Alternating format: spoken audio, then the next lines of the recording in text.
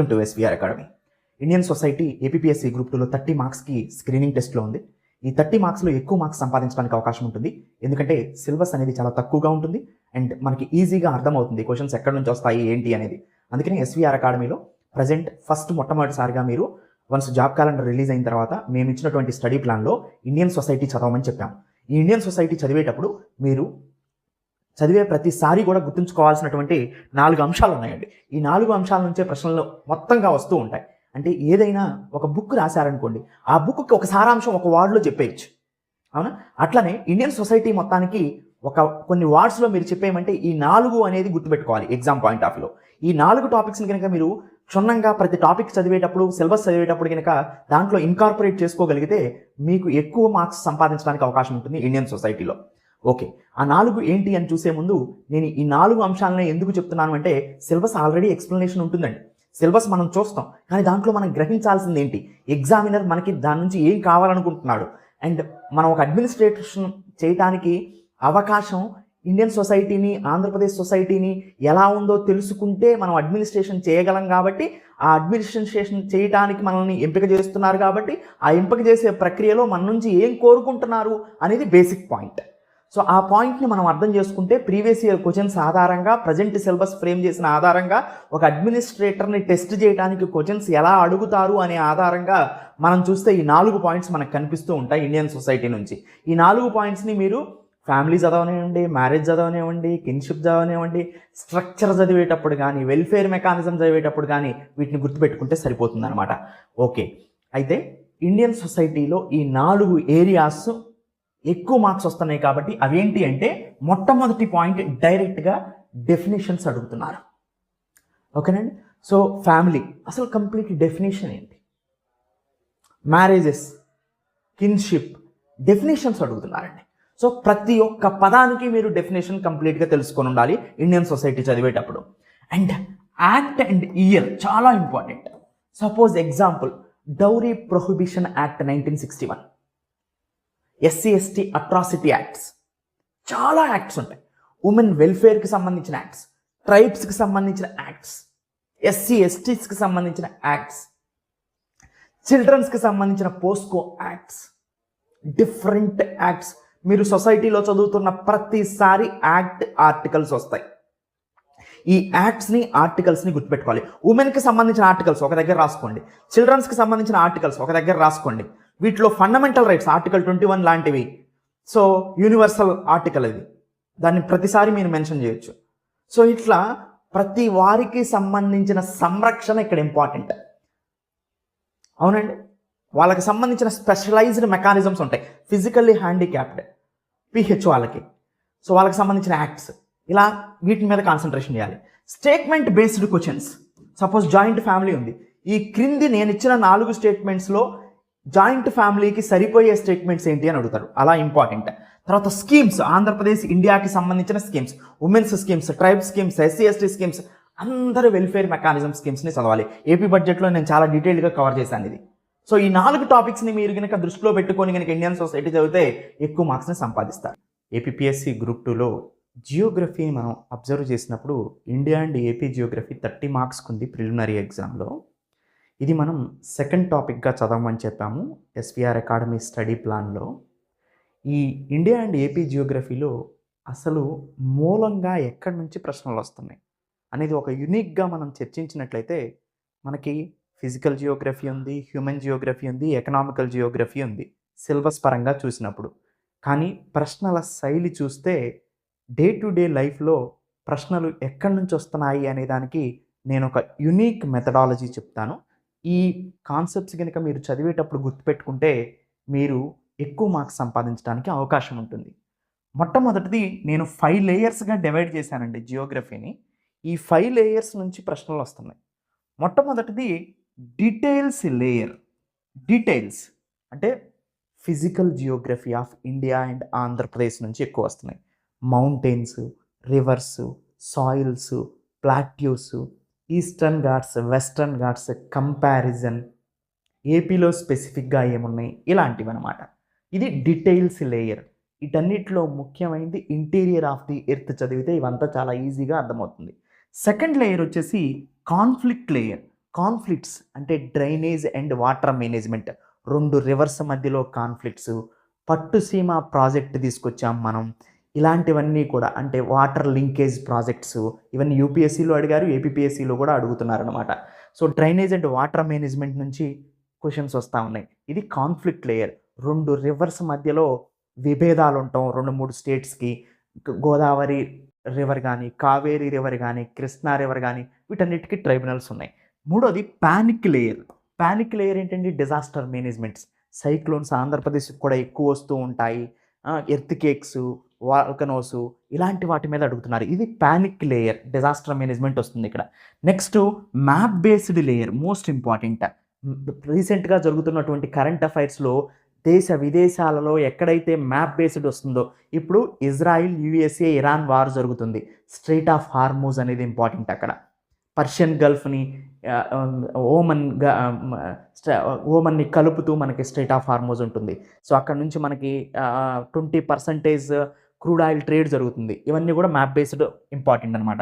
Next trend layer అంటే ఇది human జియోగ్రఫీకి సంబంధించింది అనమాట. రీసెంట్ ట్రెండ్స్ ఎలా ఉన్నాయి, డెమోగ్రఫిక్ డివిడెంట్ ఎలా ఉంది, డెమోగ్రఫీ ఎలా ఉంది, ట్రైబ్స్ ఎలా ఉన్నారు, పర్టికులర్లీ వల్నరబుల్ ట్రైబ్స్ గ్రూప్స్ ఎలా ఉన్నారు. సో సొసైటీ టాపిక్స్ చాలా కూడా ఇక్కడ కలుస్తాయి అనమాట.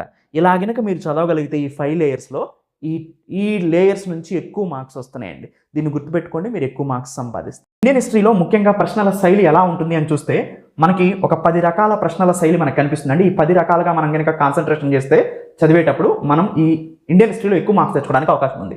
మొట్టమొదటిది ఫ్యాక్ట్ బేస్డ్ క్వశ్చన్స్ ఎక్కువగా అడుగుతున్నారండి. అంటే ఎగ్జాంపుల్ వెన్, వేర్, హూ, ఇలా అంటే బ్యాటిల్ ఆఫ్ ప్లాసీ ఎలా జరిగింది, ఎవరి వల్ల జరిగింది, ఎక్కడ జరిగింది, ఎప్పుడు జరిగింది, ఇలా అనమాట. ఒక ఎగ్జాంపుల్ చెప్తున్నాను. సో అలా ఫ్యాక్ట్ బేస్డ్ క్వశ్చన్స్ అడుగుతున్నారు. రెండోది వచ్చేసి కాన్సెప్చువల్ క్వశ్చన్స్ అండి. సపోజ్ రైతువారీ సిస్టమ్స్ ఉంది, దాని ఫ్యూచర్స్ ఏంటి అంటే కొన్ని స్టేట్మెంట్స్ ఇస్తారు 4 ఈ 4 ఏ స్టేట్మెంట్ కరెక్ట్, 1 కరెక్టా, 2 కరెక్టా, 3 కరెక్టా, 4 కరెక్టా అడుగుతారు. రైతువారీ సిస్టమ్స్ యొక్క ఫ్యూచర్స్ అంటే ఇక్కడ వై, ఎందుకు జరిగింది, రైతువారీ సిస్టమ్ గురించి ఏంటి, హౌ, ఎలా, ఇలాంటి అనమాట. నెక్స్ట్ స్టేట్మెంట్ వైజ్ క్వశ్చన్స్ అండి.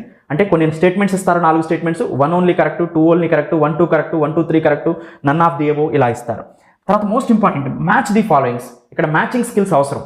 మ్యాచ్ చేయమని అడుగుతున్నారండి. ఇటువైపు ఏ ఒక జత ఇస్తారు, ఇటువైపు ఇంకో జత ఇస్తారు, కాజ్ అండ్ ఎఫెక్ట్, ఈ రెండింటిని జత చేయాలి. తర్వాత 5వది వచ్చేసి క్రొనాలజీ, మోస్ట్ ఇంపార్టెంట్ అండి. హిస్టరీలో మనకి జరిగిన ఈవెంట్స్ ఒకదాని తర్వాత ఒకటి, ఏది తర్వాత ఏది జరిగిన దాని మీద ఎక్కువ క్వశ్చన్స్ అడుగుతున్నారు. Suppose revolt of 1857, battle of Buxar, regulating act, ఈ 3 ఇచ్చి వరుసగా మీరు దేని తర్వాత ఏది జరిగింది అని అడుగుతారు. ఇలా క్రొనాలజీ ఇంపార్టెంట్. దాంతోపాటు నేషనల్ మూవ్మెంట్ ఉంది కదా, దాని క్రొనాలజీ కూడా ఇంపార్టెంట్. నెక్స్ట్ 6th వచ్చేసి assertion and reasoning questions, cause and effect. A ఇస్తారు, ఆర్ ఇస్తారు, ఏ కరెక్టా, ఆర్ కరెక్టా, లేదా ఏ అనేది ఆర్కి కరెక్ట్ రీజనా కాదా, లేదా ఏ అనేది ఆర్ని జస్టిఫై చేస్తుందా లేదా, ఇలా ఇస్తారు. ఇది ఒక important. Next map based questions అండి. అంటే మనకి రివర్ సిస్టమ్ కానీ, ఇండస్ వ్యాలీ సివిలైజేషన్లో ఉన్న సైట్స్ కానీ ఇలా మ్యాప్ బేస్డ్గా కూడా అడుగుతారు. దాని తర్వాత కల్చర్, ఆర్ట్ అండ్ కల్చర్ మీద క్వశ్చన్స్ ఎక్కువగా వస్తూ ఉంటాయి. నెక్స్ట్ గవర్నర్ జనరల్స్ మీద, ఫ్రీడమ్ స్ట్రగుల్ యొక్క క్రొనాలజీ, ఫ్రీడమ్ స్ట్రగుల్ మీద, ఇవన్నీ కూడా మోస్ట్ ఇంపార్టెంట్ ఏరియాస్ అనమాట. ఎక్కువగా క్వశ్చన్స్ అడుగుతున్నది. ఇవి కనుక మీరు కాన్సన్ట్రేషన్ చేయగలిగితే చదివేటప్పుడు హిస్టరీలో ఎక్కువ మార్క్స్ సంపాదించు. కరెంట్ అఫైర్స్ అనేది కీ రోల్ ప్లే చేస్తుందండి, అటు గ్రూప్ 2 కానీ గ్రూప్ 1 అచీవ్ చేయడానికి కానీ. గ్రూప్ 1 అన్ని సబ్జెక్ట్స్ మీద కూడా కరెంట్ అఫైర్స్ బ్యాక్వర్డ్ లింకేజ్ కానీ 360 డిగ్రీస్ అనాలిసిస్తో కానీ మీరు చదువుకుంటే అతిశయోక్తి కాదు, కానీ 70 to 80% questions directly current affairs నుంచి వస్తాయి. అంటే మీకు కరెంట్ అఫైర్స్ నుంచి వచ్చినట్టు తెలియాలి, మీకు డైరెక్ట్గా తెలియదు. అది కరెంట్ అఫైర్స్ బ్యాక్వర్డ్ లింకేజ్ అనే పదాన్ని అర్థం చేసుకున్నప్పుడు మాత్రమే తెలుస్తుంది. దాని గురించి నేను చాలాసార్లు చెప్పాను. గ్రూప్ 2 విషయానికి వస్తే అబౌవ్ 60% డైరెక్ట్గా మనకి కరెంట్ అఫైర్స్తోనే లింకేజ్ ఉంటుంది. అంటే కరెంట్ అఫైర్స్ని ఎస్వీఆర్ అకాడమీలో కనుక మీరు చదవగలిగితే మీకు అస్సలు పర్ఫెక్ట్గా కనుక ఇవి చదివితే క్వాలిఫైయింగ్ ఇక్కడే మార్క్స్ వచ్చేస్తాయి. సో ఇది నేను రియాలిటీగా చెప్తున్నాను, నోటి మాటతో కాదు. ప్రీవియస్ ఇయర్ క్వశ్చన్స్ జరిగినప్పుడు, ఎగ్జామ్ జరిగినప్పుడు వెంటనే నెక్స్ట్ డేనే ఇచ్చిన వీడియోస్ లింక్స్ నేను కింద పెడతాను చూడండి. 75కి 74 ఎస్ఎన్టీ వచ్చాయి, 56 పైన మీకు ఎకానమీ వచ్చాయి, 40+ కన్నా ఎక్కువ క్వశ్చన్స్ 40-50 మెయిన్స్లో పాలిటీ నుంచి వచ్చాయి, ప్రిలిమినరీలు కూడా దాదాపుగా 50+ క్వశ్చన్స్ వచ్చాయి మొత్తం. ఇలా చెప్పుకుంటూ పోతే చాలా ఉన్నాయి. ఆ వీడియో లింక్స్ ఈ వీడియో కింద ఇస్తాను, ఒకసారి చెక్ చేయండి. సో మీకు కరెంట్ అఫైర్స్ యొక్క ప్రాముఖ్యతని ఇప్పుడు తెలియజేస్తాను. Most important current affairs backward linkage. ప్రతి టాపిక్ని కూడా కరెంట్ అఫైర్స్ రీసెంట్గా ఏదైతే వచ్చిందో అది దేనికి సంబంధించింది, పాలిటీకి సంబంధించిందా, జియోగ్రఫీకి సంబంధించిందా, ఎకానమీకి సంబంధించిందా, సైన్స్ అండ్ టెక్నాలజీకి సంబంధించిందా, సొసైటీకి సంబంధించిందా, సో ఇలా కనుక ఆర్ట్ అండ్ కల్చర్కి సంబంధించిందా ఇలా ప్రతి సబ్జెక్ట్తో యాడ్ చేసుకొని 360 డిగ్రీస్ అనాలిసిస్ చేసుకోవాల్సిన అవసరం ఉంటుందండి. అప్పుడే కరెంట్ అఫైర్స్ చదివినట్టు. ఏదో బట్టి పట్టుకుంటూ ఇది వచ్చింది, ఇది ఇయర్, ఇది అది ఓల్డెన్ డేస్ ఎడ్యుకేషన్ అండి. అలా కాదు, కాన్సెప్ట్ ఓరియంటేషన్ అనేది most important. Statement wise questions వచ్చినా మీరు చేయగలగాలి. అది దీంతోనే సాధ్యమవుతుంది. ఇది యూపీఎస్సీ యొక్క టార్గెట్. ఇలా చదవాలి. సో ఇది ఎస్వీఆర్ అకాడమీలో చాలా డీటెయిల్గా మీకు అందించడం జరుగుతుంది. నెక్స్ట్ 30 మార్క్సే కాదండి కరెంట్ అఫైర్స్ అంటే. ఓన్లీ ప్రిలిమినరీలో 30 అనుకుంటున్నారా? కాదు.